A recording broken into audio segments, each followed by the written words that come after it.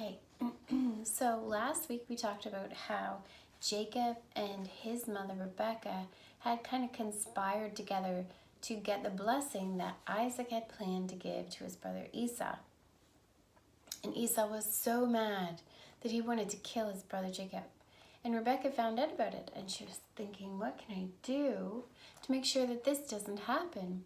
So she had come up with a plan in which she encouraged her husband Isaac to send Jacob away.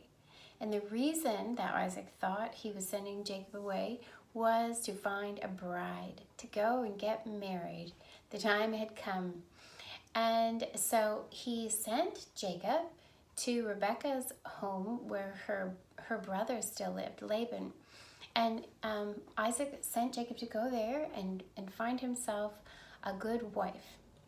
So Jacob had to walk. And so he walked a long way and he reached a place that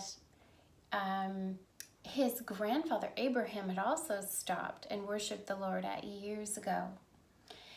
Now, Jacob didn't know that that was the same place. He just was tired. So he laid down and found a stone to use for a pillow, and he went to sleep there. Well, while Jacob was dreaming, when he was sleeping, he had a dream. And he dreamt that he saw a ladder. And the ladder reached from the earth all the way up to heaven. And in his dream, he saw angels going up and down the ladder. Now, we don't really know what angels look like. So this is just an artist's imagination of the angels that were going up and down the ladder. And at the top of the ladder, God was at the top of the ladder. And God spoke to Jacob in this dream. And God said, Jacob, the land that you are lying on, I will give to you and to your children. He said, your descendants will be like the dust of the earth. They're just going to be all over this area, north, south, east, and west. And in you and your descendants will all the earth be blessed. Now, you may notice this is really familiar because it is very similar to the promises that God made to his grandfather Abraham. So, God continued talking to Jacob in his dream. He said, I am with you. I am with you right now, and I will go with you on your journey, and I will protect you. I'll take care of you, and I will bring you back again to this land. Well, Jacob woke up after he had this message from God. He woke up, and he was afraid. Can you imagine if you had a dream where you felt as though God had talked to you and God actually had talked to you? You would be afraid. We would feel fear and reverence, and so this is the way Jacob felt. And he got up and he said, surely the Lord is in this place, and this must be the house of God, this place where I chose to lie down for the night. This must be the house of God, and this must be the gate of heaven. He was so surprised. And so he to honor the place and to dedicate it to the Lord, he took the stone that he had used for a pillow and he set it up so it was like a pillar, and he poured oil on it. Back in those days, they would anoint things with oil. Kings were anointed with oil. So this was oil on the rock to show that it was very special. And he called the place Bethel, which means house of God. And Jacob made a vow. In the dream, Jacob did not talk to God, but after the dream was over, Jacob made a vow to the Lord, a promise. He said, if God will be with me and take care of me and provide food and clothing for me on my journey so that I can come again to my father's house in peace, then shall the Lord be my God, and all that you give me, I will give a tenth back to you. So this is very interesting what Jacob said to God, because Jacob obviously had wanted the blessing that was handed down from Abraham and then Isaac. He wanted that blessing. He was willing to be deceitful to get it. He obviously respected God and what he had said and the stories he had heard about how God had been a friend of his grandfather Abraham. But he did not consider the Lord his own God at this time. He said, if you will do the things you said you would do, you said you would take care of me and bring me back safely. Well, if you will do that, then you will be my God. And then he says, all that you give me, I will give 1/10 back to you. Now, God had been very generous with Abraham and Isaac. They had become very rich men. And Jacob probably recognized this and realized that God would probably bless him with blessings here on the earth, like with flocks and herds and riches. And so he said, whatever you give me, I'll give 1/10 back to you. Now, this is really good too. We all need to be willing to give back to the Lord the things that he has given to us. And 1/10 is a good amount. I don't know if you can do things like find 1/10 of something, but it's super easy.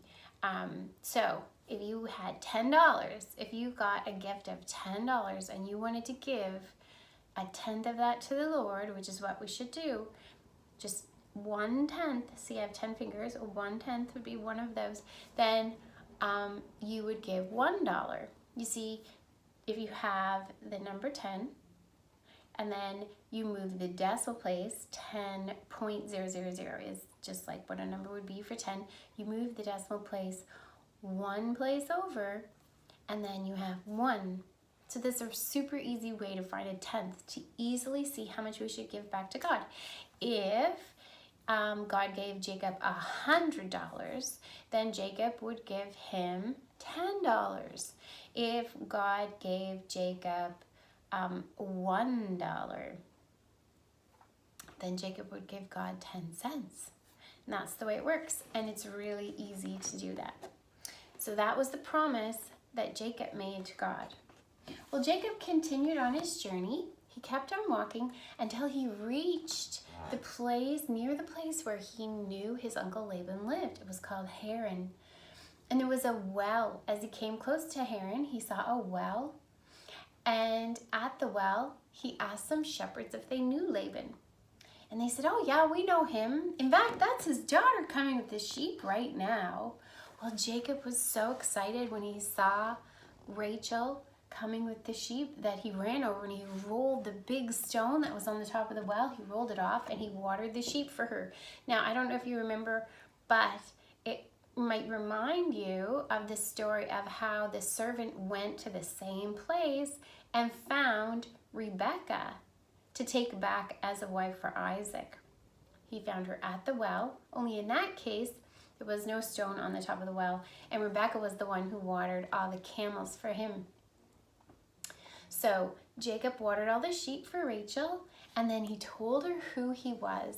He was so excited. He was actually crying when he told her who he was, that he was Rebecca's son, her father's sister's son. And so Rachel ran to find her father and tell him. And Laban was so happy to see Jacob, and he invited him to stay. So what is going to happen here? We will find out next week. Now, in this story, we have some pretty interesting things. We have a young man who had used deceit.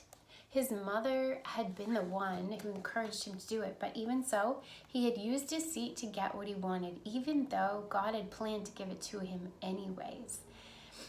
And then he had to leave home and travel away because his brother hated him so much because he had been deceitful. And then he met with God in this dream, and God gave him these promises, these beautiful promises that he had given to his grandfather Abraham and to his father Isaac. And Jacob recognized God and he honored him, and he promised that he would give back to God what God gave to him, and that God would be his God when the promises that God had made to him were realized. So when Jacob came back safely to the land of his father, then he said that he would make God his God.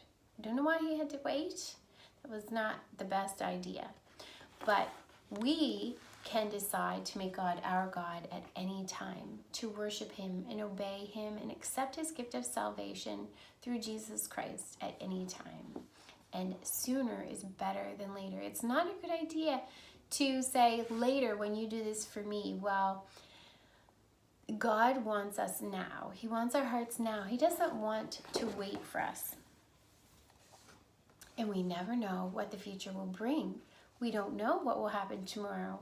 So we need to be ready to make God our God now, right away, at this moment. We need to be ready at any point to see Jesus, because he made a promise in the Bible that he was coming back again. And we need to be ready to meet him when he comes. And the Lord said he is going to reward those who are waiting for him when he comes back, when they're happy to see him. So at the end of the story, Rachel was happy, Laban was happy, Jacob was happy. And you may remember that the reason Isaac sent Jacob was for him to find a bride. So we'll see what happens about that next week.